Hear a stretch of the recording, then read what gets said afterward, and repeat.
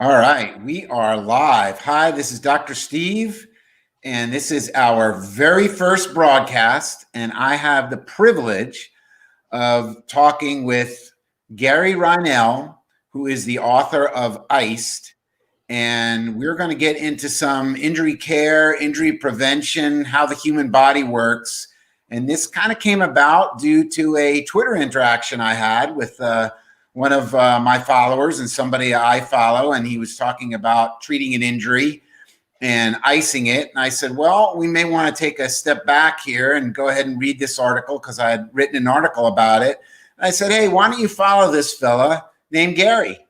And I sent him the Twitter handle, and sure enough, what was in my direct message box but a message from Gary himself. So I'm going to let you take it from here and introduce yourself and tell people about your incredible background, because you just have to get Gary's book and read about his history, and you'll understand where he's coming from and his thought process. But I'll let Gary take it from here, and we can learn. So go ahead.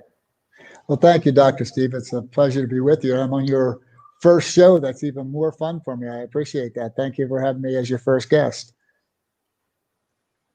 This is going to be great because I'm an old fart athlete, and I know you still bring it in your world. So we got to keep going. So there's a lot of self-interest here. Well, I've had the good fortune of understanding that I cared about my body since I was very young. Started lifting weights when I was 12. Started running long distance really about the same time. To this point in time, I've run well over 50,000 miles and many, many hundreds of 20 or 20 plus miles. So it isn't that I'm an elite runner. It's not that at all, but I'm a good runner. And I can still, at 67 years old, still run 20 miles, 10 miles up the mountain and 10 miles back down, and then go out that afternoon and spend the day out. So, and I do that once a week, by the way. So I've been very fortunate in that I realized that everything that everyone else was doing may not be right.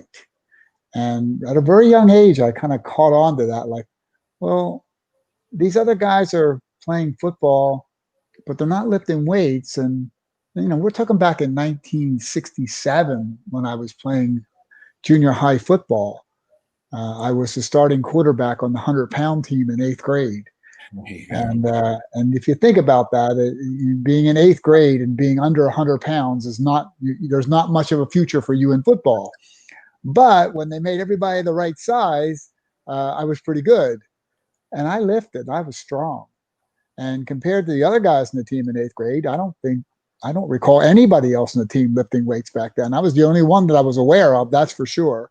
And it made a difference because I could do stuff physically that the untrained people couldn't do.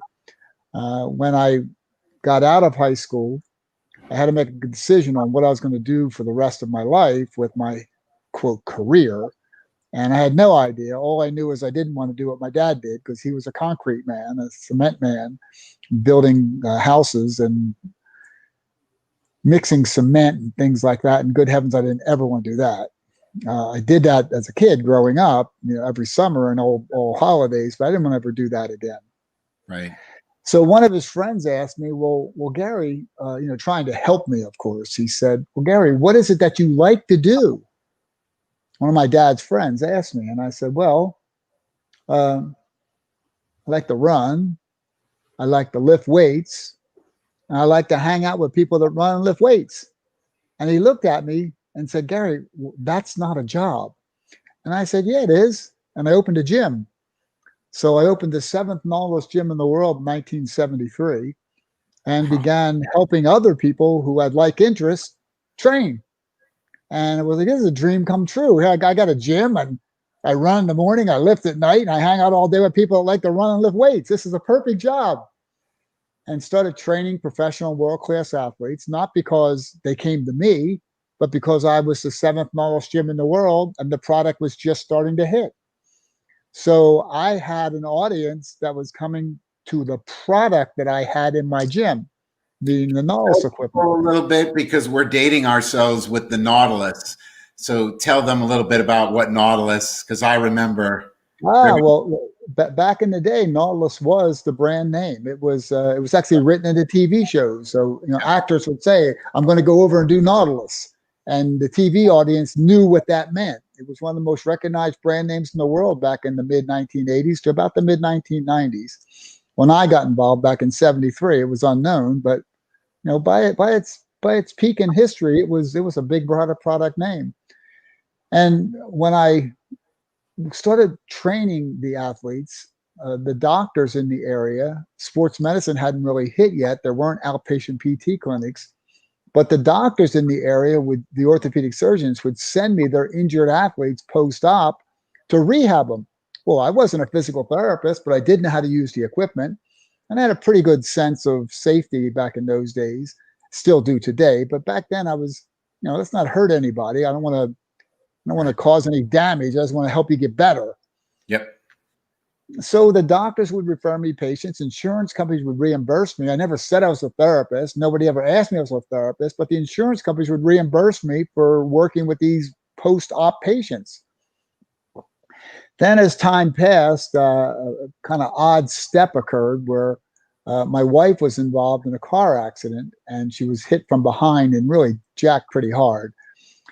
And I realized that when she became pregnant about a year later, that those old injuries were going to come back if we didn't do something to get strong. So at the time, only men worked out in my gym. There was a men-only gym. There were no women in my Nautilus Center. Zero.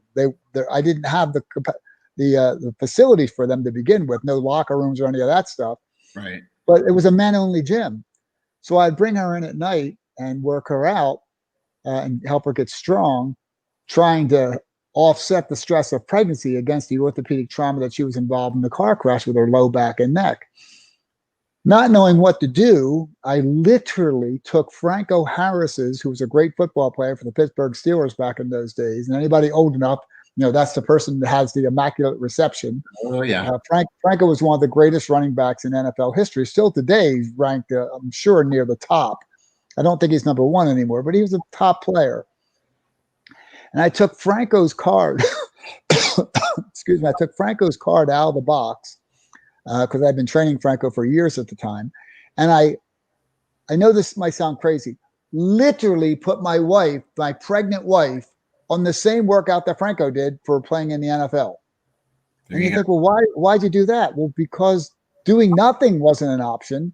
And I didn't know what to do, so why won't I do Franco's workout? So we did. Now, different weights, of course, but she did Franco Harris's workout. Yeah, I remember Franco's legs.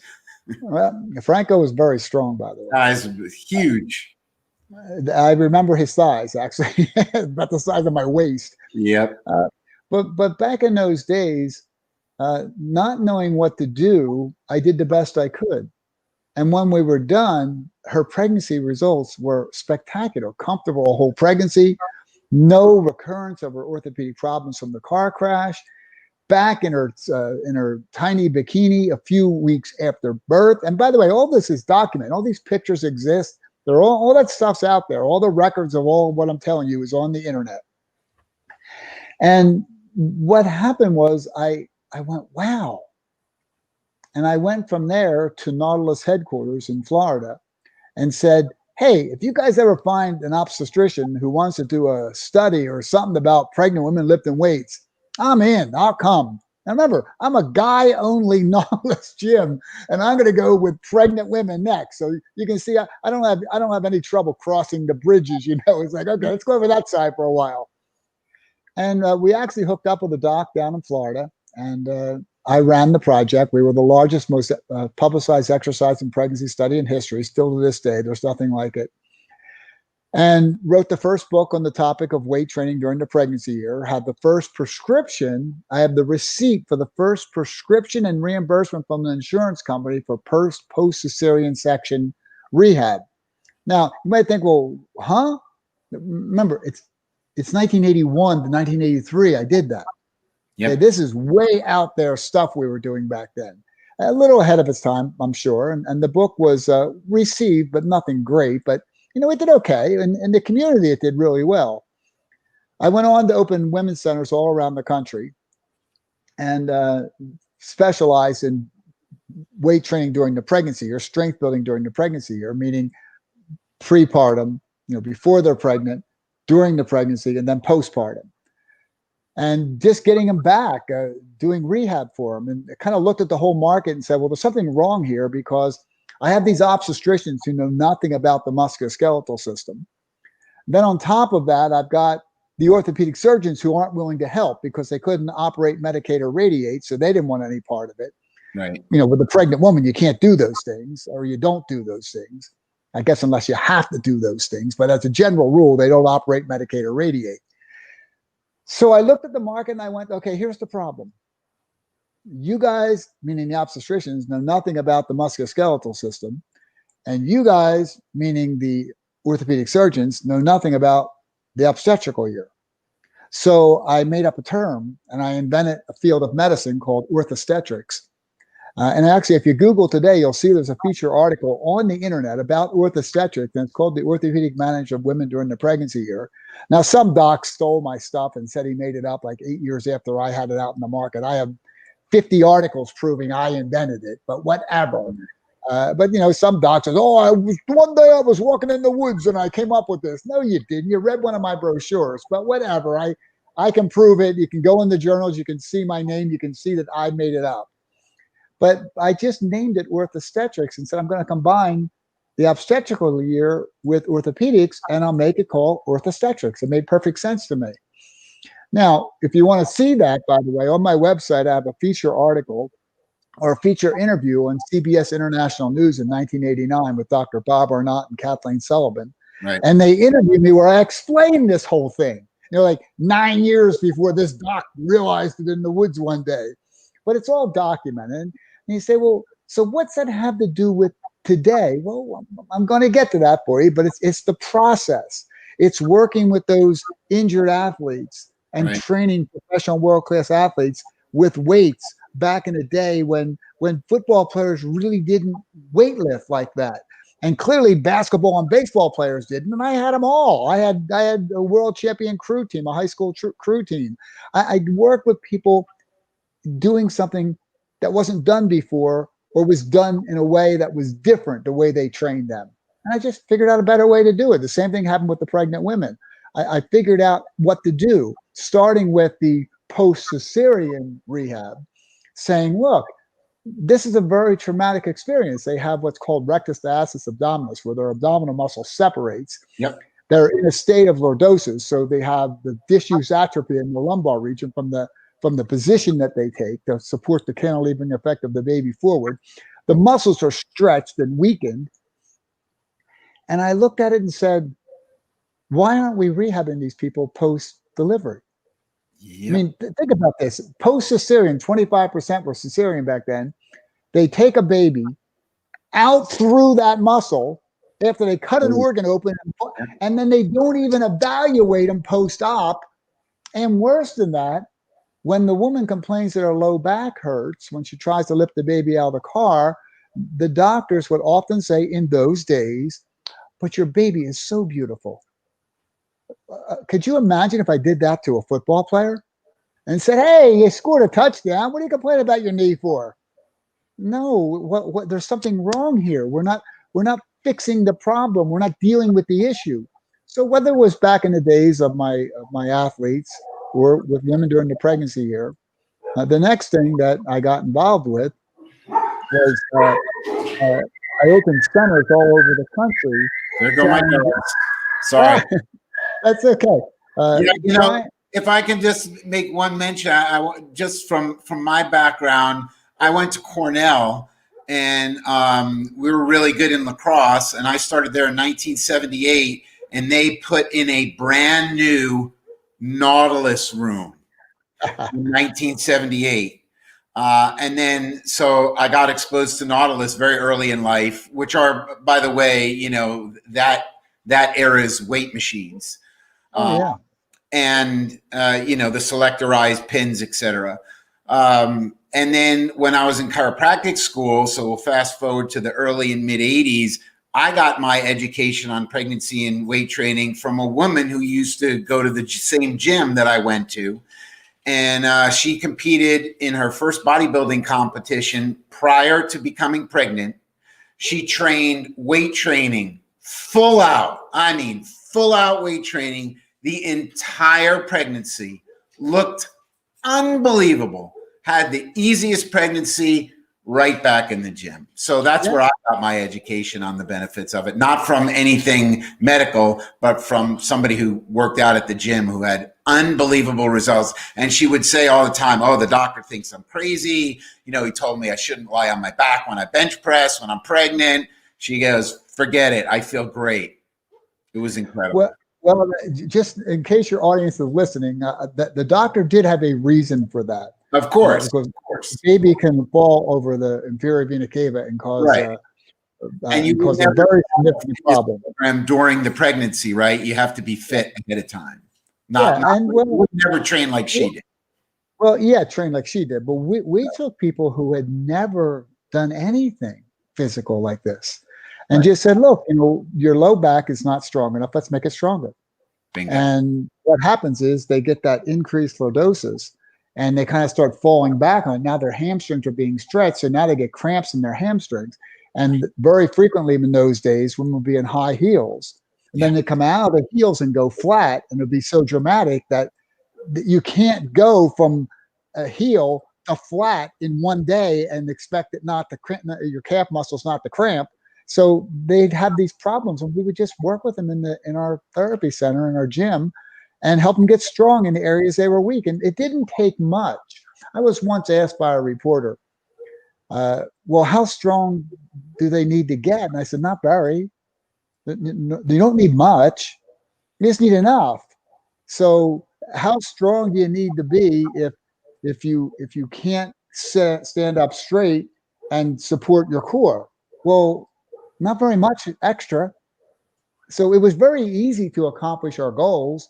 And post-cesarean, because they were ignored before, and we simply would have my therapist evaluate them, get a diagnosis, decide what was wrong, create a course to correct the problem, and things that were traditionally, and I'm not making this up, a year or more problem, we'd have better in 4 to 6 weeks.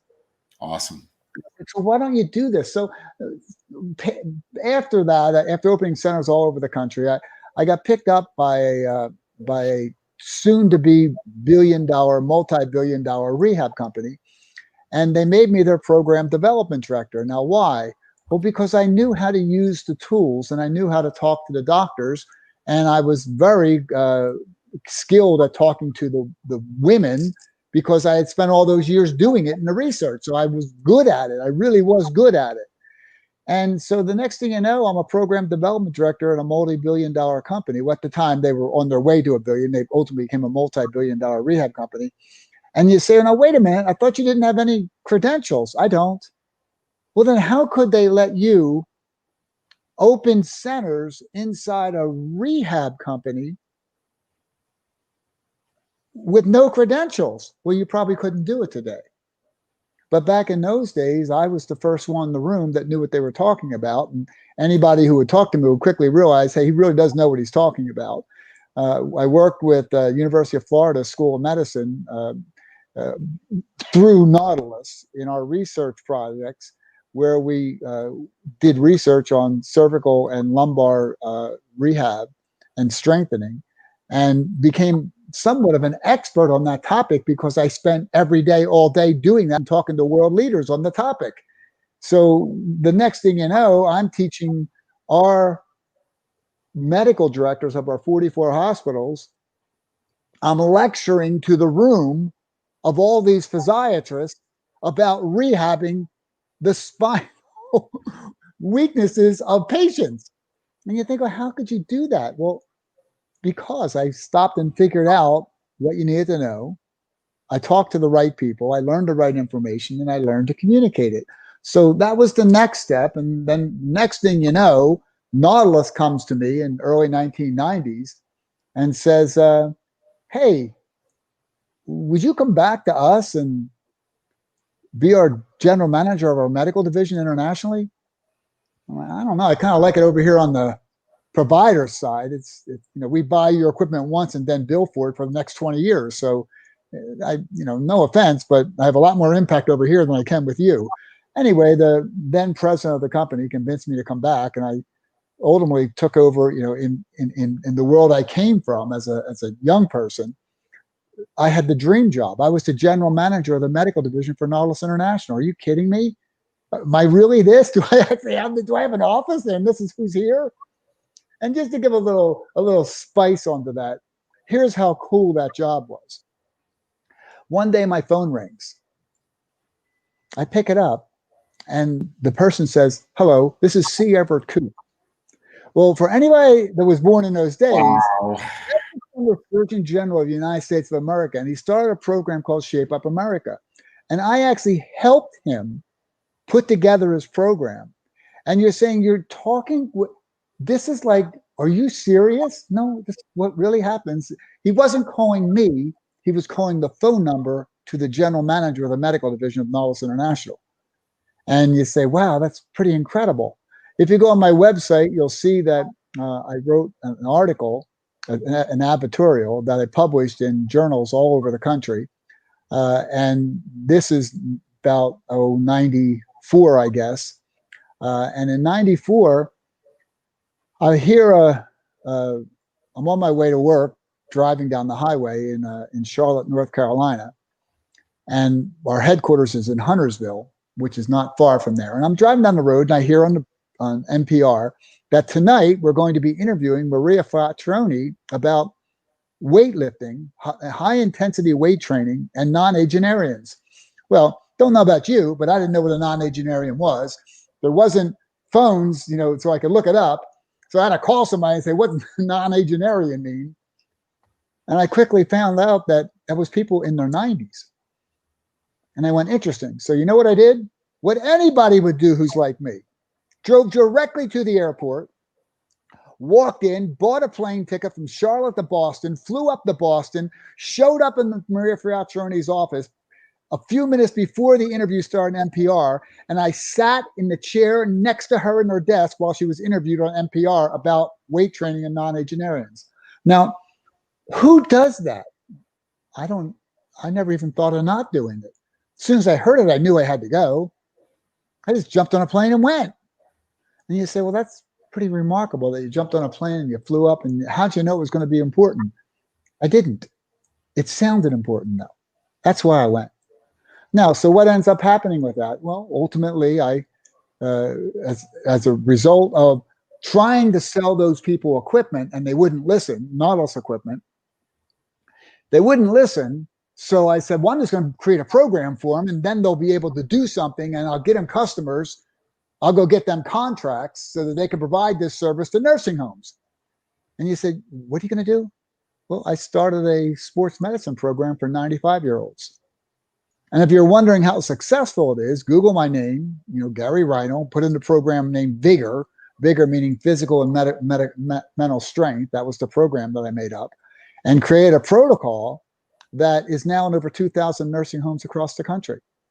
And you say, wait a minute, you changed the culture of weight training in the senior living industry because you heard on the radio that somebody's going to be interviewed that night and you flew. And well, see, it's the same thing. These are all the same thing to me. And you just figure out what's going on. I walked in a nursing home and I saw 35 people who looked like they should be in wheelchairs. 33 of them were, 2 that weren't looked like they should have been. I later found out that they had wheeled them down, put them in a chair, and went back and got somebody else. By the way, today you have to have a wheelchair for every resident. You can't ever do that again. But back then, that's how it was. And I'm in the room, and the director of rehab walks in and says, oh, Gary, we've been looking for you. What are you doing? And I said, well, I was coming down the hallway, and I heard people singing. So I came in this room, and right at 11:30 on the button, and how I know it is right above the clock, right above the piano was a clock, and it was 11:30 straight up when they started singing hymns. And I said, I'm looking at the room. There's 35 people, 33 people in wheelchairs, 2 that aren't look like they should be. And some of them were so weak they couldn't hold their head up, let alone hold a hymn book. And I just watched, and at dead noon, right at noon, I jokingly say, in the middle of a note, the piano stopped, and they converted the room to a lunchroom. And I said to the therapist, I said, I got a question for you. Out of these 35 people, how many of them are paralyzed? And she looked at me and said, well, Gary, none are paralyzed. I said, so let me get this straight. There's 35 people in this room, 33 of them in wheelchairs, 2 that aren't look like they should be. Nobody's paralyzed. Why can't any of these people walk? What are you guys doing to fix this problem? We see they do nothing to fix the problem. They play with marbles and balloons. And I said, I know I can do better than marbles and balloons. I know that. I'm positive I can do better than marbles and balloons. So I introduced a very aggressive strength building weightlifting program into the senior living industry, where I simply said, I don't know anything about the topic, you understand. So this wasn't like I was an expert on the elderly. I know nothing. All I know is that marbles and balloons ain't working because look at them. So that's not working. So what will work? And I said, so what goes on? They said, well, they're too weak to stand. I said, okay. So we'll do a leg press machine for that. And they said, well, why a leg press? I said, well, look at a leg press and look at standing. It's the same thing. And when they try to push off the chair, their arms aren't strong enough. So we'll add a seated dip. So we did a leg press and a seated dip. And then when they got upright, they weren't strong enough to lift their body back up because their low back was so weak. So I said, do the low back machine. Then I said, well, let's do something to pull their shoulders back because that's kind of like part of the problem. So we did a compound row. And then I said, well, so breathing, speaking, swallowing, eating, and seeing seems to be a problem with this group because their heads are like this.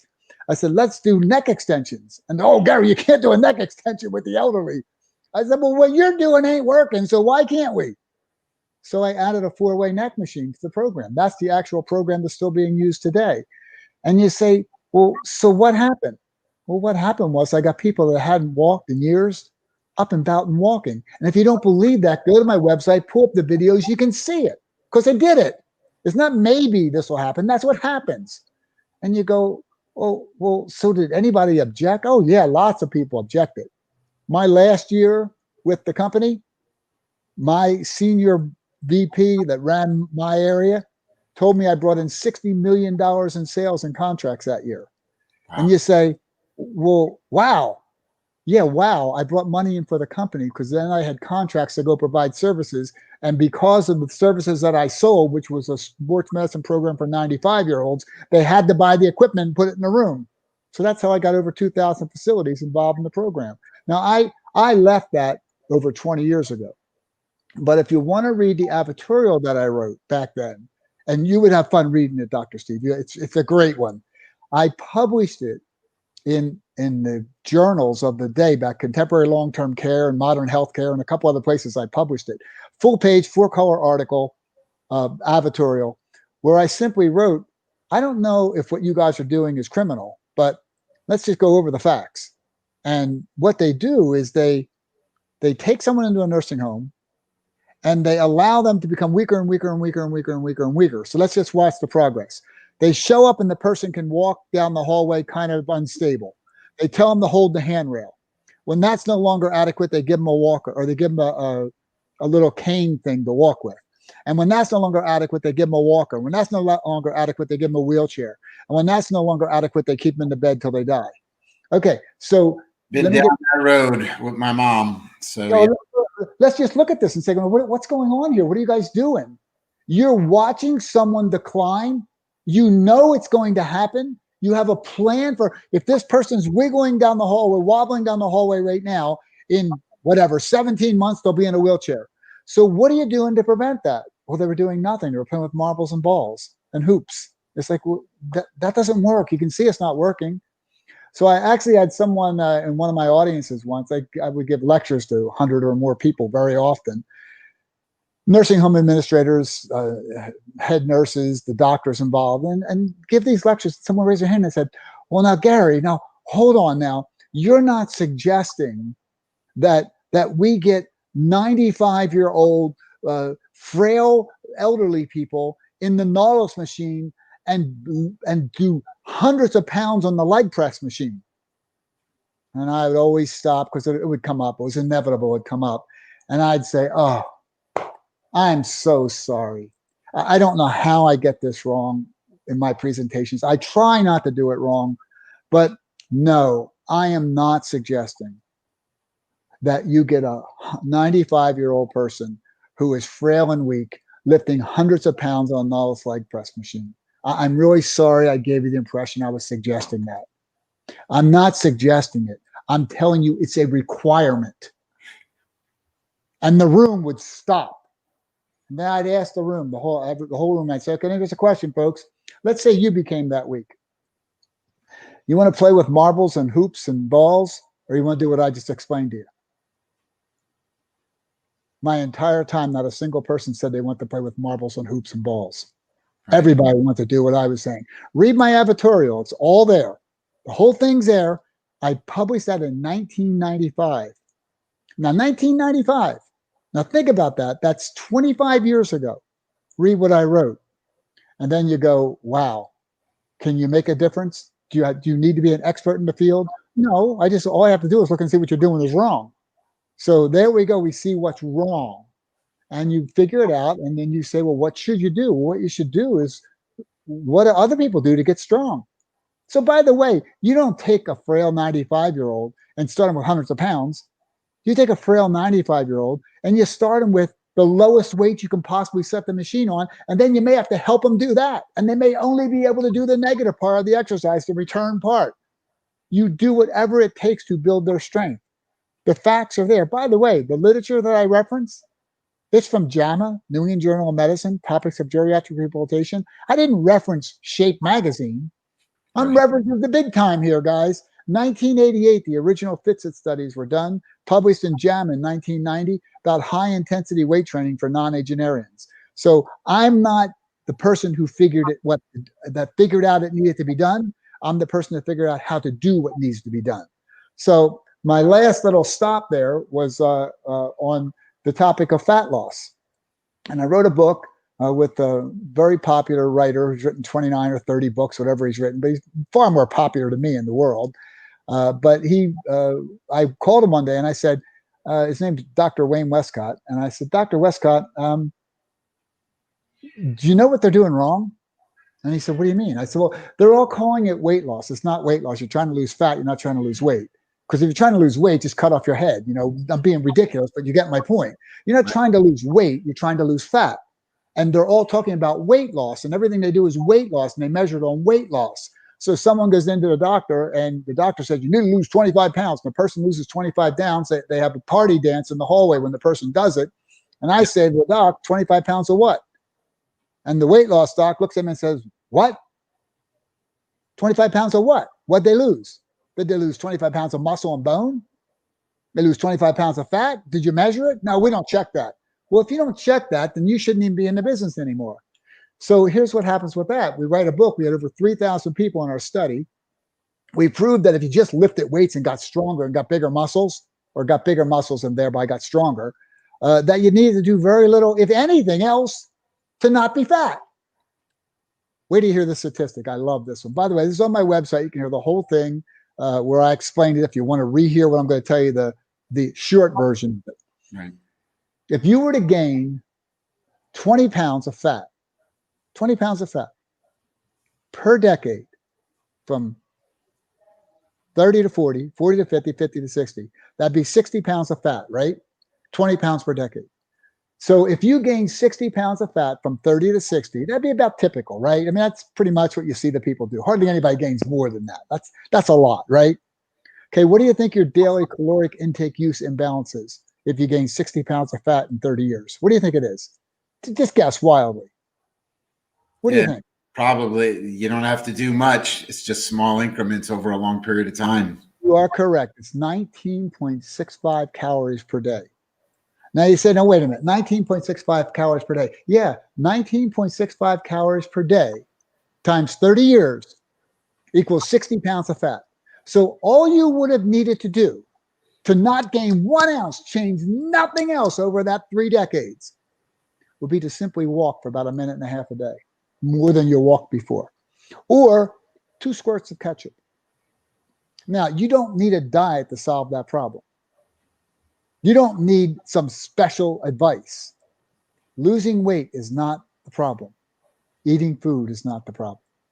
So losing weight is not the solution. Eating food is not the problem. You need to understand what's going on. They tricked you. So the fat loss people, or basically none, there's a couple of companies now that say it once in a while, but nearly everybody is a weight loss company. Do you hear the big ad on TV with a famous singer, movie star, whatever she's called, comes on and says, lose up to 19 pounds in the first month? Okay, listen carefully. Lose up to 19 pounds in the first month. That means you could gain 40 and she wouldn't be lying. You get what they're doing to you? They're messing with you. Eating food is not the problem. Losing weight is not the solution.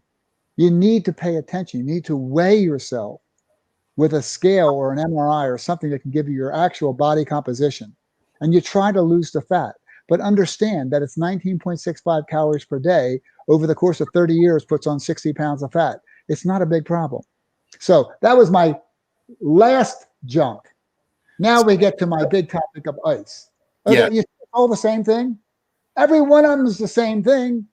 I got the ice and I said, okay, this RICE protocol that you're doing, it looks pretty interesting and everybody agrees it's right, so it must be right.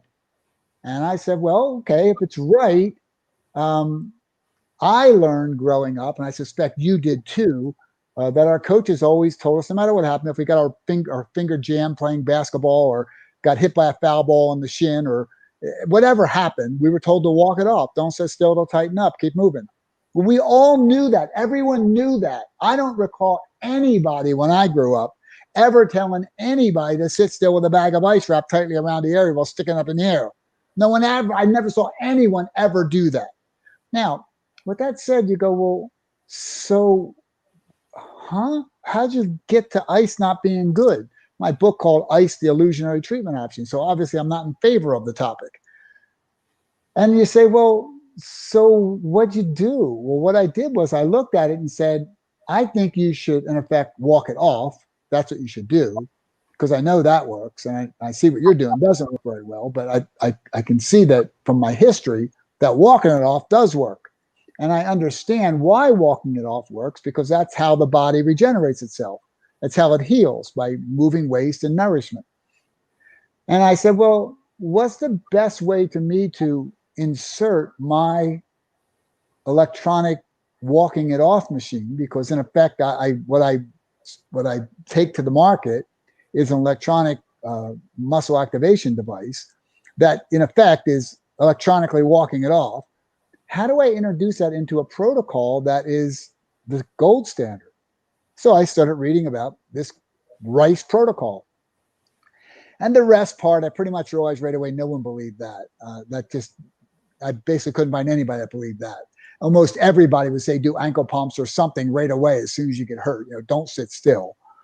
And then it got to the ice part, and that was pretty deep. People really believed in that one. It was a big one. That was like, oh boy, you're not going to get rid of ice because everybody does that. And then I looked at compression and I said, well, this doesn't make any sense. Why would I want to compress something that I'm trying to move stuff through? So if I'm trying to move nourishment and waste, which that's the goal, why would I want to compress those vessels? So that one kind of was a question for me. I didn't think that made sense. And then the elevation, I figured, okay, I don't know about elevation, but if it's helping one direction, it's got to be hurting the other, right?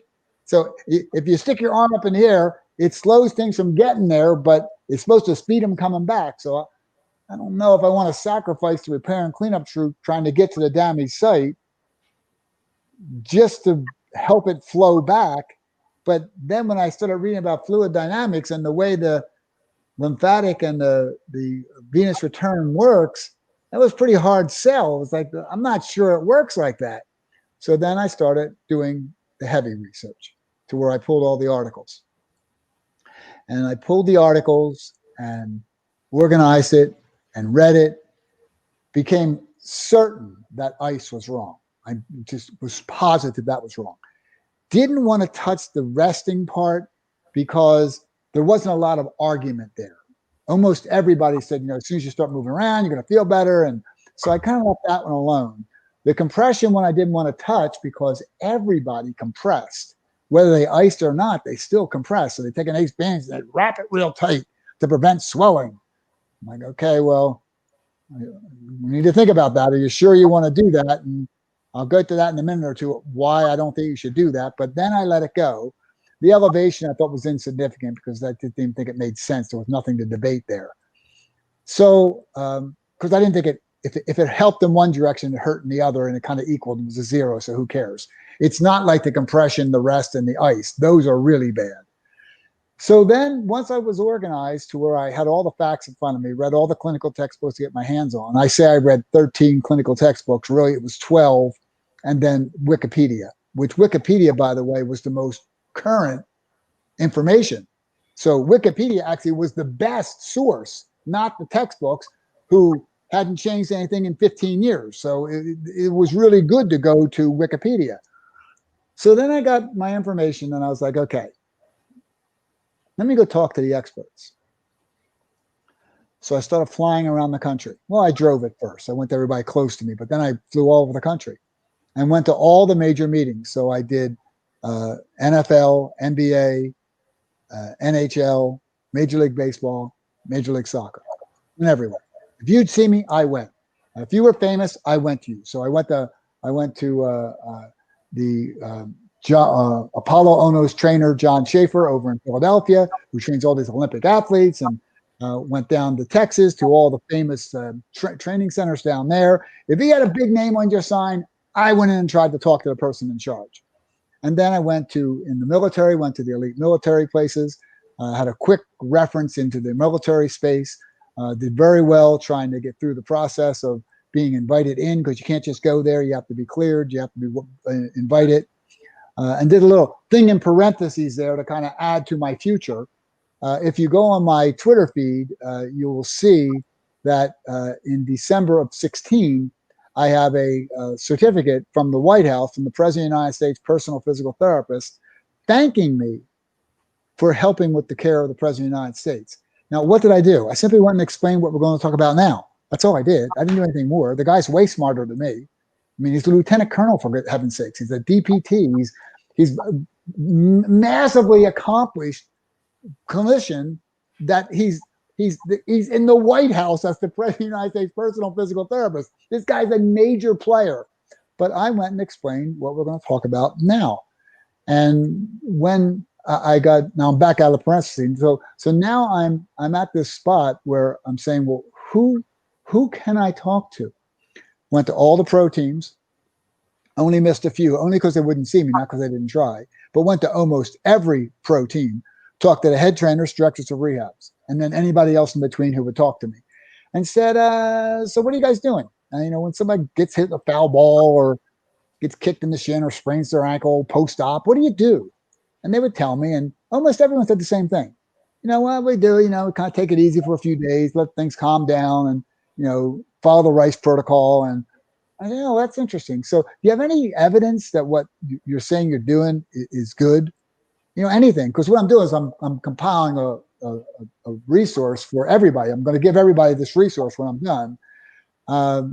So if you got anything that shows that, for example, compressing it is good, or that resting it's good, or putting ice on it's good, or sticking up in the air is good. Well, after about the 100th person at that level had nothing to support their belief, I went, oh boy, maybe I'm right. This is wrong.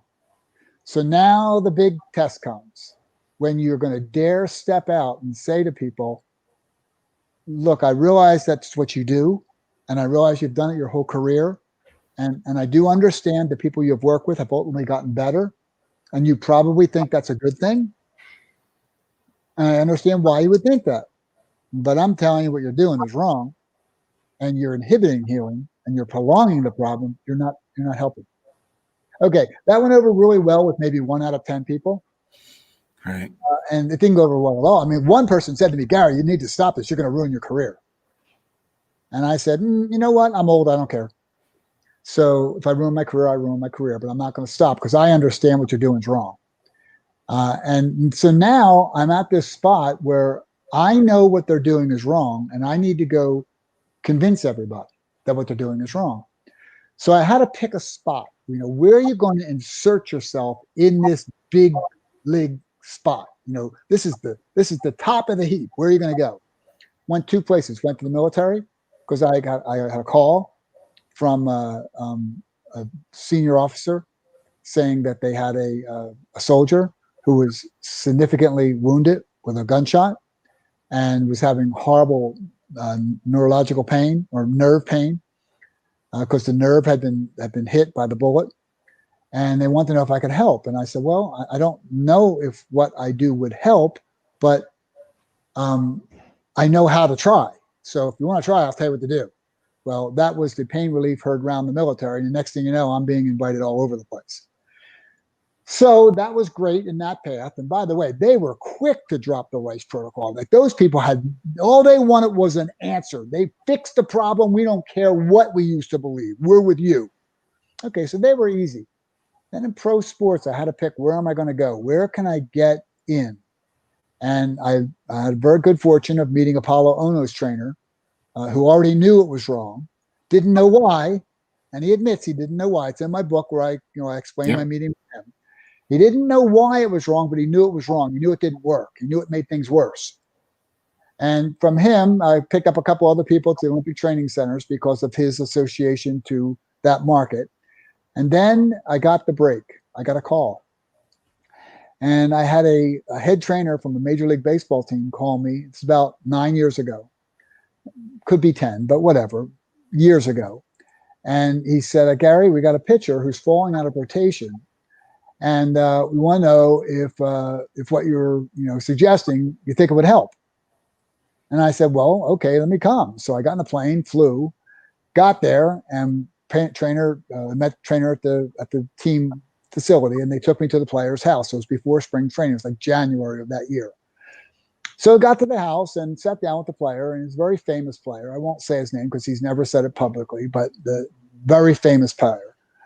And he said, so what do you think? I said, well, tell me what you're doing now. They said, well, after he throws, we wrap him in ice. We do that for 30 to 45 minutes. And then, if it still bothers tomorrow, we do it again. And I said, well, stop doing that. And dead silence. Like, what'd you just say? I said, well, stop doing that. You said it's not working. Stop doing that. Well, you'd have thought that I was from Mars and was speaking in Martian, because it was like, what? So, what you're doing isn't working. Stop doing that. And I was like, oh, okay. Well, what should we do? I said, well, I'm just telling you what's worked in every other injury that I've seen. And whether you have a slight injury, microtrauma from doing a baseball, or whether you have a big problem being shot in a nerve, damage is damage. And you got two things you're trying to do. You're trying to prevent further loss, and you're trying to regenerate that which has been destroyed. That's your goals. So let's keep those goals up top in front so we don't get confused. Can you say those again, just kind of slowly? We're going to prevent further loss. Go ahead. Your goal is you have two things you're trying to do. You're trying to prevent further loss and regenerate that which has been destroyed. So whatever it is you're trying to do, whatever you think you want to do, I'm going to try this. I'm going to have him stick his arm out the window while we're driving down the road. Okay, is that going to prevent further loss and or regenerate that which has been destroyed? If it doesn't, then don't do that for that problem. If you think it's fun to do that, then you can have fun, but just realize what's what. So I just said, how would sitting still with a bag of ice wrapped tightly around your shoulder while sticking the body part up in the air, how would that prevent further loss and or regenerate that which has been destroyed? How? Just tell me how. And then we'll look up the references and we'll see if you're right. Well, there was no response because there was no such thing as that. It doesn't prevent further loss, and it doesn't regenerate that which has been destroyed. So it doesn't do it. So you say, well, what would do it? Well, then you can kind of pull back and become sensible, for heaven's sakes, and just say, well, what does that? How do you prevent further loss? Well, first of all, you'd have to identify further loss. So whether it's that pitcher's shoulder or something more significant, like being hit by a foul ball off the plate and off your shin, whatever, you look at it and you say, what causes further loss? What causes it? Well, basically three things that come to the top real quick. One is the congestion will suffocate and kill otherwise perfectly healthy cells that were not involved in the initial trauma. So if you have congestion, and that's going to kill otherwise perfectly healthy cells that were not involved in the initial trauma, you need to decongest the area in and around the damaged site. That's what you need to do. Okay, would sitting still, would sitting still with a bag of ice wrapped tightly around the area while sticking up in the air, would that decongest the area in and around the damaged site? Well, if you don't know the answer, it's okay, because lots of people have never thought it through. But no, it doesn't, because the passive lymphatic system is the only path out for that waste. Passive means passive. It's a passive system. So you have to activate the muscles in and around that damaged site to evacuate the waste via the passive lymphatic system. So sitting still with a bag of ice wrapped tightly around it while stick up in the air isn't going to work. Okay, so now we know that. What else causes further loss? Well, disuse atrophy. Key word, disuse. So if you don't use it, the area will begin to atrophy. What do they often tell you to do? Sit still with a bag of ice wrapped tightly around the area while stick up in the air. That's clearly not right if you want to prevent disuse atrophy. You say, oh, okay, well, what prevents that? Just so happens when you activate the muscle produces and releases what's called PGC alpha 1. The PGC alpha 1 prevents, or at the very least, retards the disuse atrophy. That's not my opinion, by the way. It's straight out of the medical literature. It's an absolute fact. And you go, oh, well, that's interesting. Okay, so what else causes loss? Well, failure to reorganize to repair tissue. This is another one of those little parentheses right here. There's three things that happen post-trauma: inflammation, repair, and remodel. Okay, not a trick. There's three of them. If you do not repair following inflammation, you've got a problem. If you've repaired and you don't reorganize, you've got a problem. So how do you reorganize the tissue? Well, you have to stress it. So sitting still with a bag of ice wrapped tightly around it while sticking up in the air wouldn't do that? No. So that wouldn't work. So why does that matter? How's that loss? Well, because if you have faulty scarring, which will result from doing that, by the way, if you put ice on it, it makes even more collagen build up. So it's even worse fibrosis in the area. So it's even worse. So now we've got this issue where we go, so let me get this straight. My further loss would be faulty scarring? Well, sort of. The faulty loss, the faulty additional loss there, faulty scarring, leads to adhesions and causes loss of function or range of motion. So that's your third category of loss. You got the suffocation and killing of otherwise perfect healthy cells who are not involved in the initial trauma. You've got the disuse atrophy. And then you've got the faulty scarring or the loss of functional range of the tissue. So that's pretty big things, three things there. And then you say, so what helps to regenerate the tissue? Well, two real big things jump right out. One, you've got to rebuild the related vascular network in and around the damaged site. So when you look and you see bruising, the bruising is the result of vessels that have ruptured or they're broken. So you've got to rebuild that related vascular network. There's not a choice. You have to, or the tissue, as it's trying to regenerate, would not survive. Or maybe it's that the tissue won't regenerate until you've rebuilt that related vascular network. I can't really find in the literature what the order is. I suspect it's simultaneous. But whatever, you got to rebuild the related vascular network. So now you ask that really hard question. And you say, would sitting still with a bag of ice wrapped tightly around the area while sticking up in the air, would that rebuild the related vascular network, or what's called angiogenesis? Well, the answer is of course not. So that won't work for that either. So what's the next big thing that goes wrong? Well, myostatin levels elevate with inactivity. So myostatin in your world, Dr. Steve, your weightlifting world, you guys are fully aware of myostatin. I never heard of it before, by the way, but I just didn't know I heard of it. Because if you remember back when you were going through school, just about when you were done school, you remember Boy Hercules in the news? Yep. Remember Boy Hercules had giant muscles as a young boy? Boy Hercules didn't have myostatin. Right. Myostatin blocks muscle regeneration, muscle growth. So your body regulates how big your muscles get by the amount of myostatin in your system. I believe follistatin is the antidote to it. So here's what you got going on. The more inactive you are, the more still you are, the higher the elevations of myostatin. The more active you are, the lower they are. Now, why does that matter? Well, because if you want to regenerate that which has been destroyed, you got to rebuild the related vascular network, and you got to lower the myostatin levels. Well, sitting still with a bag of ice wrapped tightly around it while sticking up in the air, that ain't going to do it. So that's wrong. So you go, okay, so I got 5 things going on here, pretty big things. Remember, the loss, suffocating, killing otherwise perfect healthy cells who are not involved in the initial trauma. You got the disuse atrophy. You got the faulty scarring or the adhesions or the loss of functional range. On the other side, the regeneration side, you got to rebuild the related vascular network or the angiogenesis around the damaged site, and you got to lower the myostatin levels. Now, it just so happens there's one other little thing, but I try not to push in because I don't want to confuse things. But there's this thing called inflammation that for some reason the public has been led to believe is bad, when actually inflammation is phase 1 of 3 phases of healing. It's inflammation, repair, remodel, and you need inflammation to heal. In fact, in a great article written by Ledbetter in the American Academy of Orthopedic Surgeons, topic of the article is called loading. I can't believe, I'm very sorry. I thought I had that off. No worries. So I did have it off. I don't know why it rang. In that article, Loading, there's a great quote by someone named Ledbetter, and he says, there can be inflammation without healing, but never healing without inflammation. It's a classic article. And in that article, the beginning of my awakening came. And my awakening was that I was taught my whole life that walking it off was the way to solve the problem, but I never knew why. No one ever said, by the way, when you walk it off or you keep moving, that will move the waste to your passive lymphatic system and stimulate the regeneration of the vessels around the damaged site. No one ever said that. That was never brought. I never even knew there was such a thing as the lymphatic system, and I certainly never heard the word angiogenesis growing up.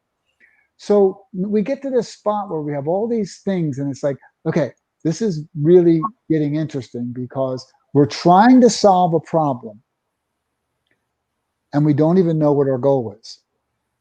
Because you see, the people who believe in the R.I.C.E protocol, if you ask them, and I did, hundreds and hundreds and hundreds of the most elite doctors, trainers, therapists in the country, trainers meaning athletic trainers, yes, most elite in the country, the top of the heap, everywhere I went, they believe that they're using the R.I.C.E protocol to prevent inflammation. And it's like, okay, first of all, why would you want to prevent inflammation? No, it's not good. Well, no, hold on.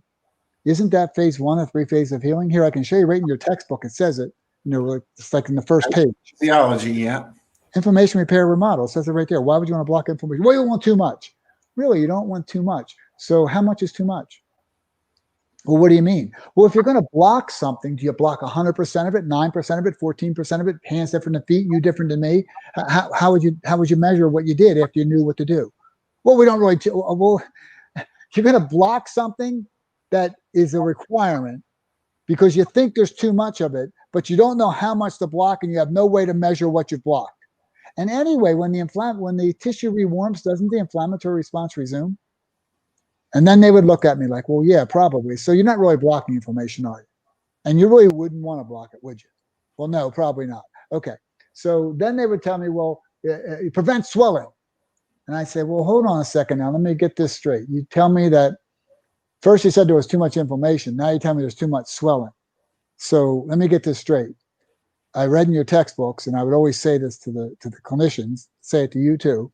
In your textbook, it says the damaged vessels constrict, the healthy surrounding vessels dilate and increase perfusion. So you tell me you think that's a mistake? You think it's not supposed to dilate and increase perfusion to the area? You think the repair and cleanup crew that are coming there via that dilation and increased perfusion is a mistake? You think that shouldn't happen? Well, no. Okay, so why do you want to block it again? Well, you don't want too much swelling. Okay, so let's just say that there's 18% too much swelling. How will you regulate that? And how will you know when you've accomplished it? Because I can't find anything in the literature that even discusses that topic.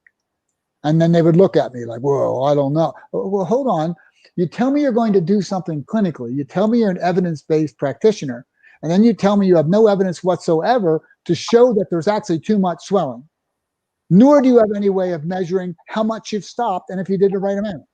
But let's just look at it and say, you think there's too much fluid coming in or too little going out? Well, I don't know. Okay, well, let's just talk about it. Is there too much coming in? You think your innate intelligence, your immune system sends the wrong amount of fluid to the damaged site, or you think it sends the right amount? And remember, before you answer, that same immune system, that same innate intelligence Knows where to put fingernails and eyelashes. So do you really think it does it wrong every time on every person with every injury? That kind of stopped most people to where they went, well, probably not. Okay, but then let's ask the bigger question. When the tissue rewarms, doesn't the inflammatory response resume and the fluid come? Well, yeah. So you didn't really stop the swelling from getting there, did you? And is there really too much swelling or too little evacuation? Well, of course, there's too little evacuation. Why? Why is that happening? Why would there be too much? How could your innate intelligence get this wrong? Because you're sitting still, which slows down vascular and lymphatic flow. You're making it cold, which slows down vascular and lymphatic flow. You're compressing it, that all but stops lymphatic and vascular flow. And then you're sticking it up in the air so that the one direction is practically halted and the other direction is doing its best to move. But by the way, sticking your arm up in the air doesn't move waste through your passive lymphatic system. It doesn't work. It's not even real. It's a foolish idea. So then you say, well, so wait a minute. So you shouldn't sit still with a bag of ice wrapped tightly around the damaged site while sticking up in the air? That's wrong? Yeah, that's wrong. So that's wrong. Don't do that.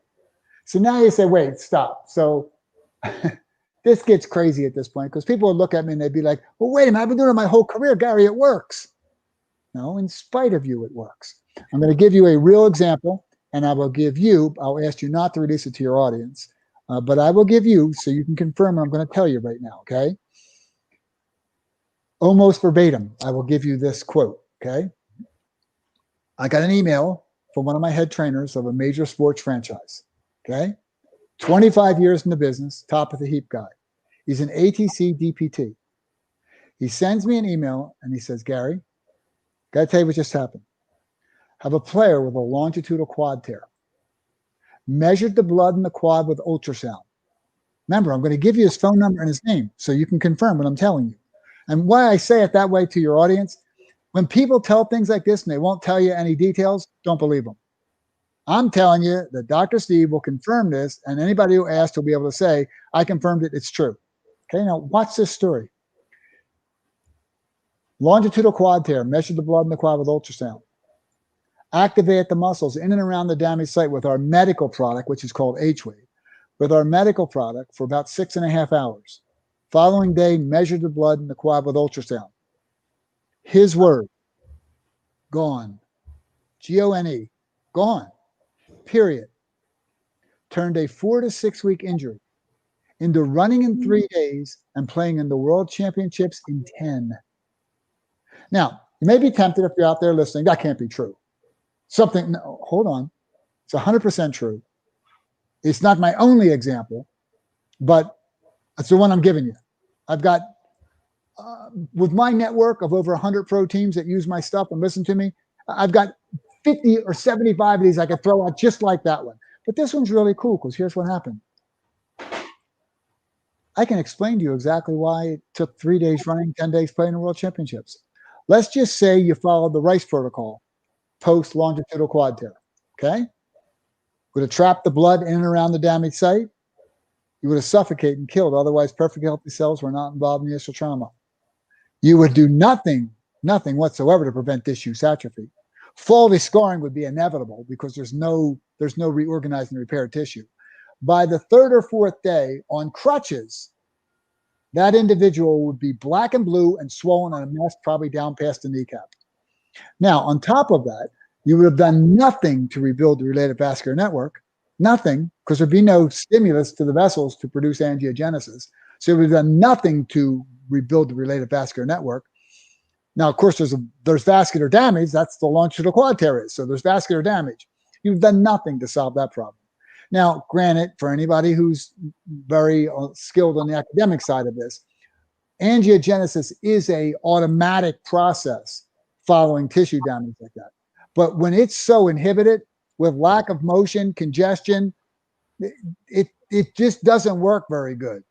So now watch what happens. Myostatin levels elevate. Muscle regeneration is inhibited. So just in parentheses again, why would the body elevate myostatin levels when you're not using? Well, think about what's going on. When you're not using, you're in a state of atrophy, right? Fair to say? Okay, so you're in a state of atrophy on one side of the formula. Simultaneously, without the myostatin, the muscle will try to regenerate. So you'd be atrophying on one side and growing on the other, unless myostatin levels elevated it when inactivity came in that prompted the disuse atrophy. You get what goes on? It's kind of up and down. It's like you're going to atrophy, myostatin levels go up because you wouldn't want to shrink and then grow it right back. That'd be foolish. The immune system's way too smart to do that. Your innate intelligence is way too smart to do it wrong. So now what happens with this individual that we're talking about here? Well, if you don't decongest the area, you'll suffocate and kill otherwise perfect healthy cells who are not involved in this trauma.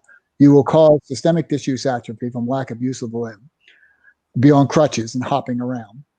On top of that, you would have faulty scarring from the lack of reorganization of the repaired tissue. You would have done nothing to rebuild the related vascular network. Your myostatin levels would elevate. Now, if you were really mismanaged, they would have given you an anti-inflammatory, they would have given you a muscle relaxant, and they would have given you pain meds, which will completely ruin your chances of running in 3 days and playing the World Championship in 10. By the way, another quick in parenthesis, macrophage, which is what is brought to the site post-trauma, people will often say is an inflammatory response. Well, it just so happens that when it becomes appropriate, the macrophage flips to an anti-inflammatory. And it's actually the driver or the mediator of the myogenesis, the mitochondrial biogenesis. Sorry, I said it wrong. The mitochondrial biogenesis and the angiogenesis. So the macrophage, which is an anti-inflammatory, you want to block it. You don't want too many of them. Okay, I know, right. The immune system's sending the wrong amount of fighters to the damaged site. And that's the repair and cleanup crew. So the macrophages are coming in, and they're viewed by people who have not read the literature as an inflammatory response. Well, actually, they convert and they become an anti-inflammatory. And if you want that reference, I'll be happy to provide it to you. Right. You can Google it too, it'll pop right up. Now, so what happens if you do it wrong? Well, now we're out of parentheses. So if you do it wrong, you suffocate and kill otherwise perfect healthy cells. You have systemic disuse atrophy. You have faulty scarring from the lack of reorganization, so you lose function. Which, by the way, if you've never had the pleasure of having adhesions broken, avoid it if you can. It's very unpleasant. So you don't want to have that problem on top of not getting it. You don't want to have it because it's really unpleasant to break those adhesions later. And then you've got the problem of the did not rebuild the related vascular network and the elevated myostatin levels. Now, with all of that going on, you can see why it takes 4 to 6 weeks. As he said in his email, we took a 4 to 6 week problem to running in 3 days, playing in the World Championships in 10. So he said to me at the end of our conversation, because I called him after the email, he said, I'm just shocked at how fast doing what you said to do sped up recovery. I said it didn't. And he said, Gary, I've been doing this for 25 years. I'm telling you, it's a 4 to 6 week problem. I said, no, it didn't speed things up. And he said, I said, listen, normal. Well, that's all we did. You're exactly right. That's the right word. We just found out what normal was for that person.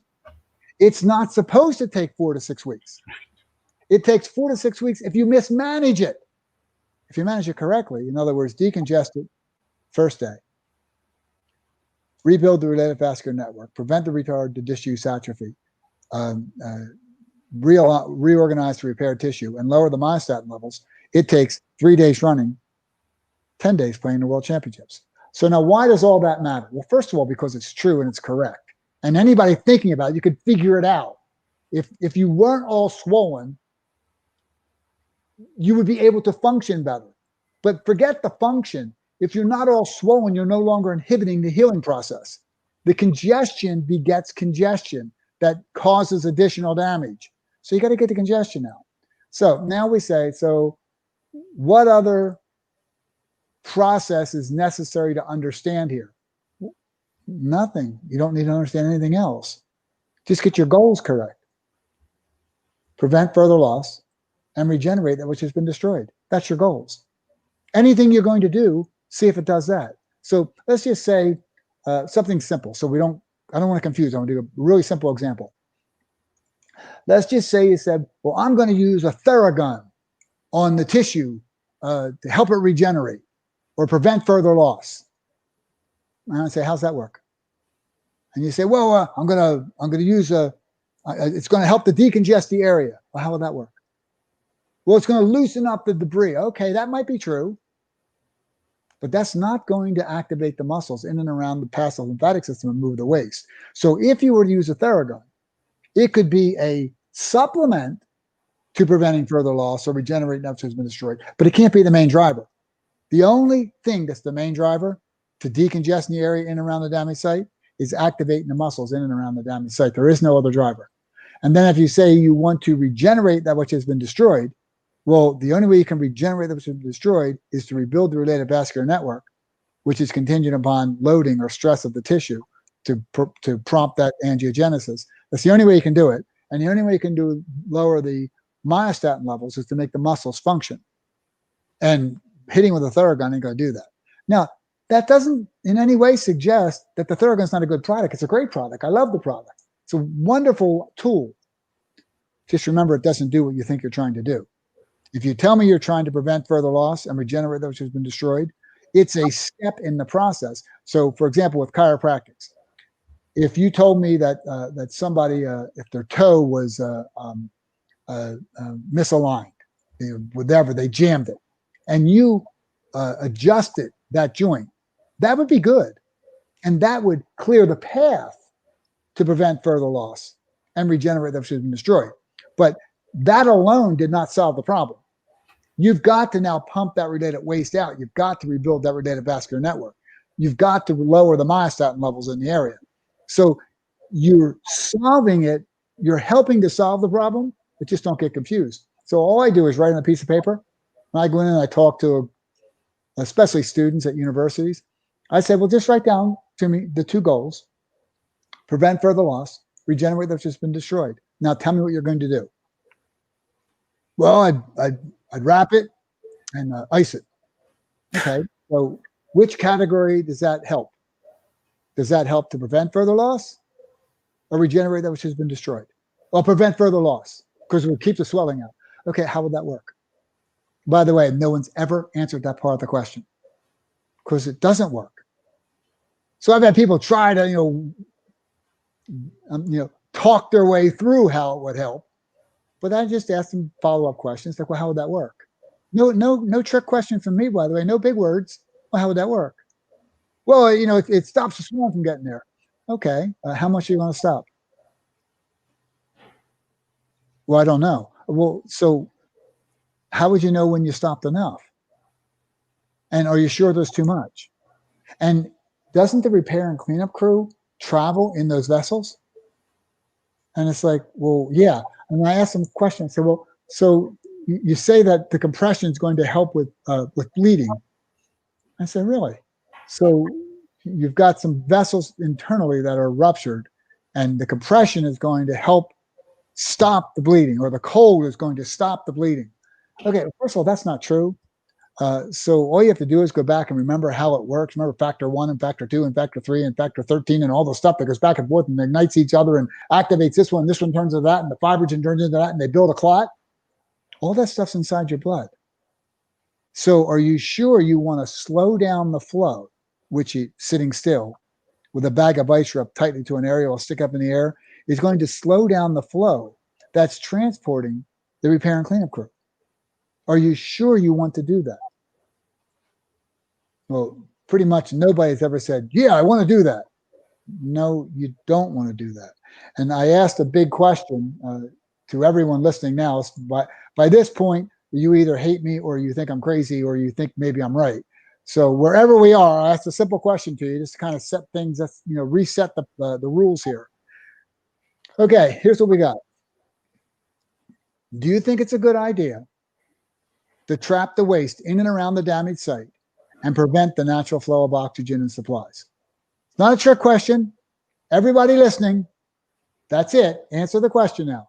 Do you think it's a good idea to trap the waste in and around the damaged site and prevent the natural flow of oxygen and supplies. If you think that's a good idea, then you didn't hear a word I said. If you think, no, you wouldn't want to trap the waste in and around the damaged site and prevent the natural flow of oxygen and supplies, well, then clearly you now agree you should never do the R.I.C.E protocol. Because the R.I.C.E protocol, by mechanical design, traps the waste in and around the damaged site and prevents the natural flow of oxygen and supplies. It's not an option. You sit still, slows down vascular lymphatic flow. You make it cold, slows down vascular lymphatic flow. You compress it, slows down vascular lymphatic flow. You elevate it, slows it down at least one direction. Gary, let me, so what I want to do is use about 10 minutes, if that's okay, so we can wrap it up, because we've been on, this has been great. Can you give us like an overview of your Mark Pro and your professional device and weave it into this discussion on how it does accomplish exactly what you're talking about? Sure. Well, there are two products. There's one that's called H-Wave, and that's found at hwave.com. And by the way, for everybody listening, it's not the only way to solve the problem with my devices. It's not my H-Wave or my Mark Pro. It's the muscle activation. Right. The key to the solution is the muscle activation. Right. The problem is if you activate the muscle in such a way as you fatigue and or you cause additional damage, then that's a problem. So we've been around for 40 years, and we're really good at not fatiguing the muscle and not causing additional trouble. So that's why so many pro teams use me. This morning, I was fulfilling the prescriptions from all the players hurt in the NFL over the weekend. That's what I was doing before you and I got on the phone. And why do so many of the pro teams use me? Because what I do works. I'm able to activate the muscles in and around the damaged site, in effect, electronically walk it off without causing fatigue or additional damage. So, I like electronically walk it off. So how does H-Wave do it and Mark Pro, and what are the similarities and differences? Well, Mark Pro and H-Wave use the same technology. One is an over-the-counter product, Mark Pro, and that's basically for tired and sore. That's what it's for. If you're hurt, if you're injured, then it requires H-Wave, which is a medical prescription. You've got to have a prescription to get the product. You can't just order it online. You have to actually have a doctor say, this is what I want for you. And then we teach the person how to use the product. In the cases with my pro teams, the doctors and the trainers and the therapists, I've taught everyone how to do it. So it's relatively simple, by the way, but it can get complicated for certain, I just had this morning, I had a really serious knee injury with a player, and he's wrapped. So what are you going to do? You can't put the pads where you normally put them because there's no skin. So what do you do? Well, I had to explain what to do, and you go from the next step. And that's why it's a prescription product. Where Mark Pro is an over-the-counter product, and anybody can buy it online. Just go into markpro.com and buy it. And then you use it for tired and sore. So what's tired and sore? What's the difference? Let's go back to that major league pitcher that I left you hanging there with. That major league pitcher, after he started using our technology for tired and sore, he was using Mark Pro. After he used our product, he was able to last several more years pitching at a very high level. And when I first met him, the reason I was brought in because he was falling out of rotation. So he was having trouble getting better in the 5 days before he threw again. Right. Well, we took care of that problem. And how? Well, because we used the muscle as a pump to move nourishment and waste. That's all. You're going to heal. And otherwise healthy people, your innate intelligence, your immune system's got this under control. Once you decongest the area in and around the damaged site and rebuild that related vascular network, you're good to go. You're going to heal. Now, why does it take some people longer than others? Because some people are better at it than others. Why does it take some people a lot longer? Probably because they were mismanaged and followed the R.I.C.E protocol. That'll definitely make it take a lot longer. Right. I'd rather do nothing than the R.I.C.E protocol. Now, sometimes people will say to me, so why do I need a prescription for the H-Wave and not for the Mark Pro? Because the one means that you're hurt, you're post-op, there's something wrong, you're actually injured, and you should be under the direction of a medical professional. You shouldn't be self-treating. That's not like your arm's tired and sore from throwing a baseball. So that's the difference between the two products. Technology is the same. indications for use from the FDA are completely different. Now, with that said, that pitcher, for example, if you look at Major League Baseball, and for anybody that doesn't know, there are 30 Major League teams. Players from all 30 Major League teams use my product. My last count, you never know because a new season is going to be starting shortly, but my last count is more than 2 out of every 3 Major League pitchers use Mach Pro. And there are multiple teams, probably approaching a dozen or more now, that don't ice their pitchers at all anymore. And if you said that you were going to do that when I started doing it around 9 years ago, well, what I'm going to do is I'm going to go in and I'm going to convince all the Major League teams to stop icing their pitchers. That would have been ridiculous. There's no way you could do that. Well, guess what? I'm in the majors, and I've got at least a third of the teams off ice. You see all the interview if you go online, or you can link it to your audience if you want. There's an interview, not an interview, by the way. It's he put it out himself. Trevor Bauer, who won the Cy Young Award this year, one of the Cys. Each league has a winner. And Trevor came out and did a 9-minute testimonial of he's been using Mach Pro for the past 8 years, basically since he entered the majors back with the Diamondbacks. And he says, this is what I use. This is how I get better fast. This is the best thing I ever I can recommend to you. And his whole 9-minute piece is about recovery. And you go, well, wait a minute, you have one of the top pitchers? Well, I have most of the top pitchers in the majors. Listen, so can you just briefly, because a lot of docs will be listening to this, just review the type of stim, because a doc like myself, I've been around the block a few times, so e-stim goes a long way back. So I want the docs to understand the differences and how it causes the effects that you mentioned. Well, what we're able to do because of our parameters and the way we deliver the energy, that's the whole key. And we do have patented technology, and we are very protective of it. Sure. But actually, our competitors don't try to copy us.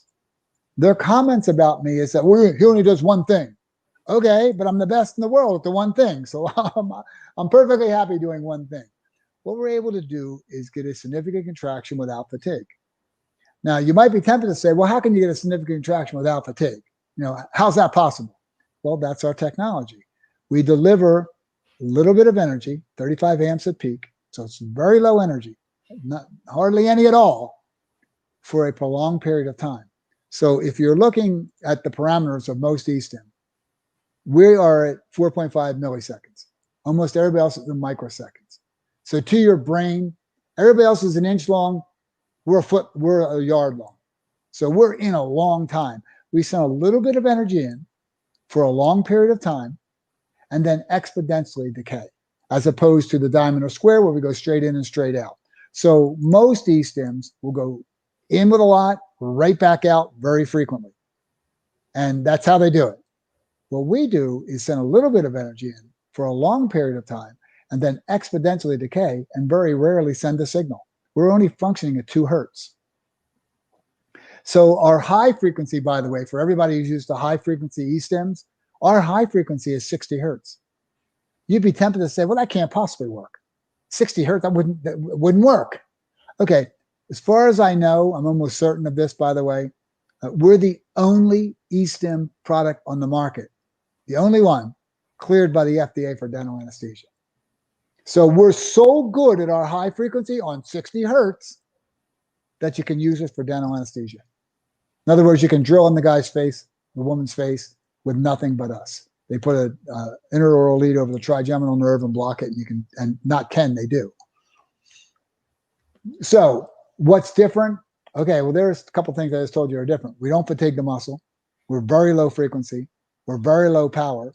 We're very long pulse duration. And then we exponentially decay the energy under the curve as opposed to a diamond or square straight in and straight out. The best thing about our technology, this is our 40th year. We guarantee it. So our guarantee is this. Say you bought one. And by the way, I have no intention of selling to anybody by doing this. That's not my goal. Remember, I told you there's other ways to do it. It isn't the H-Wave or the Mark Pro. It's the muscle activation. We just happen to have a very convenient, comfortable way of doing it that doesn't fatigue the muscle. But if you buy our product and you don't like it, you have 30 days. Absolutely unrestricted return policy, full refund. Anyone. By the way, most of our business, 90, I'm going to make up the number, but 98 or 99% of our business is work comp and personal injury. And we do the same thing with all of our patients. So imagine if patients in your practice, if you said to them, come there for a month. If you don't like the results, I'll give you back all your money. We do it every day with every patient, every time. And we have for 40 years. That's great. And, do some people return it and say it didn't work for them? It happens. Very rare. I mean, it isn't even a 0.5%. Very, very rare. With pro athletes, I've never had a pro athlete return it. Ever. Never had one return. Now, there are some people who may not be motivated. They don't want to be better. It's better if they stay hurt. Well, I can't control that in the world. We can't control those folks. No. Well, I can't control that. So, yeah, we do get some back once in a while, but everyone has the guarantee. Great. Try a product for 30 days. By the way, here's the legally binding term. Everybody, you ready for our legally binding term? Happy. If you are not happy with the results, simply return it. Yeah, that's great. Well, I will come out and say I've been playing with it now for a couple of weeks, and I've shown my knee MRI to folks online with a Baker's cyst and a decent amount of fluid in there. And I have to say, so far, so good. I've been able to relax with it, and there is a proper protocol, as we've discussed. You got to put your body in a proper position to completely relax and chill, and you got to put the pads on in the proper place. And I've been able to do that each night now for about 2 weeks, and it's definitely helping. So I'm happy because you're going to keep me on the platform.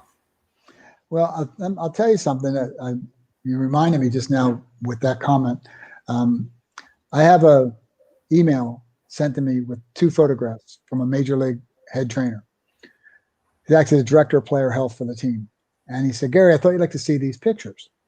And it was a ulnar collateral ligament reconstruction, second surgery. And the player's hand is just swollen like he's wearing a mitt. I mean, it's where's the camera? It's blown up. Fingers are, right. There's almost no space between the fingers. And he said, that's post-op before we used your technology. And then he put another picture up and he said, this is 72 hours later. And 72 hours later, completely clean. Nothing, no swelling, nothing, gone, completely gone. Now, anybody who knows that particular problem knows it's a 2.5 week issue. And at the end of the 2.5 weeks, the player would have probably ended up with an OT, an occupational therapist, working with marbles and strings on dexterity, getting their function back. Okay, well, see, we skipped all that because 72 hours we had it completely clean. So we didn't have the suffocation and killing of otherwise perfect healthy cells who are not involved in this trauma. We didn't have the systemic disuse atrophy. We didn't have the failure to reorganize, repair tissue, or the faulty scarring with the adhesions. We didn't have the failure to rebuild the related vascular network because we were doing it the whole time. And we didn't have the elevated myostatin levels so the muscles could regenerate. So you see the difference? We took something that in 72 hours had it clean. Really important, in parentheses, does not mean you're healed. It just means you're no longer inhibiting the healing process. I don't speed up recovery. I normalize the rate of recovery by removing the related obstacles. Huge, huge point. If you have a badly swollen ankle, you have a 3rd-degree ankle sprain, and by morning I have all the swelling out for you, you're not better, you're just not swollen. So now we're not inhibiting the healing process. Yeah. So that's where we sit on all of the, oh, by the way, what that trainer said to me, he sent me the pictures and I called him back and I said, so let me ask you a question. Why'd you let it swell? And he said, you're never satisfied, are you? I said, no. I'm really serious because I'm going to use this in my talks. Why'd you let it swell? You knew it was going to swell, right? Remember, it was the second ulnar collateral ligament reconstruction. So I knew he'd had one before. Okay, that's what second means. Yeah. So I said, why did that swell? He said, I said, well, I'm just curious. You knew it was going to swell. So why didn't you prevent it? Yeah, you had to clean in 72 hours. But if I had been there and you let me do it, I'd had it clean in 36. So here's how I view that. Very important story. Very, very important story. Let's say you knew it was going to snow 24 inches in the next 24 hours. You knew it. It's going to snow 24 inches, next 24 hours, 1 inch per hour. If you knew that, if you opened your front door with a good stiff broom, you could effortlessly keep that inch of snow off your sidewalk. It'd be simple. If, however, you wait till morning and open your door to 24 inches of angry snow, I guarantee you will not clear with a good stiff broom, and it will not be effortless. Why did you let it swell? See the point? Very easy to follow, isn't it? Don't let the congestion build. There's not too much fluid being sent to the site. There's too little evacuated. Very important. And by the way, when you sprain your ankle, your lymphatic system's not broken. It's still there. You're just not using it. Exactly. Well, this has been quite educational, and I think it's going to help the lay people that are listening, the athletes that want to get back on track, and certainly for the docs, because this is going to be part of their presentation. It's going to be a real eye opener. So thank you so much. I really appreciate it. I'm just so happy that you direct messaged me on Twitter when I responded to my one follower there, and this has started a really great relationship here that I'm very pleased that you responded. So this is awesome. Well, Doc, I'll tell you something really important to me. I appreciate you saying that, but here's what matters to me: that you're going to take this message to thousands of people now. Absolutely. To end this whole thing on why I do what I do and why I'm so happy and grateful that I connected to you. So I saw your piece and I went right to you, and I appreciate you coming back to me, but it's me that's grateful to you. And here's the reason. Let's just say that athlete that I was talking to you about, who was playing for a U.S. National team, and they ran in 3 days and played in the World Championships in 10. Let me tell you the rest of that story. The rest of that story is this. They scored a goal in the semifinals. They won. They went to the finals. They got to the finals, and they won the World Championships. That athlete then standing on the stage, getting a gold medal around their neck while our national anthem was playing in the background, tells that story for the rest of their life, to their grandchildren underneath someday. For the rest of their life, they get to tell that story because they weren't mismanaged. That's why I do what I do. Not for me, not for you, but for that athlete who for the rest of her life gets to tell the story about how they played in the semifinals and scored a goal, and then the World Championships. And they get to tell the story about how, with tears rolling down their cheek, a gold medal is placed around their neck while our national anthem is playing in the background. That is why I do what I do. Amen to that. Amen to that. Perfect way to end. Well, thank you so much. My pleasure. We will keep connecting, and everybody out there, lots more to come on injury care and training. Thanks for watching.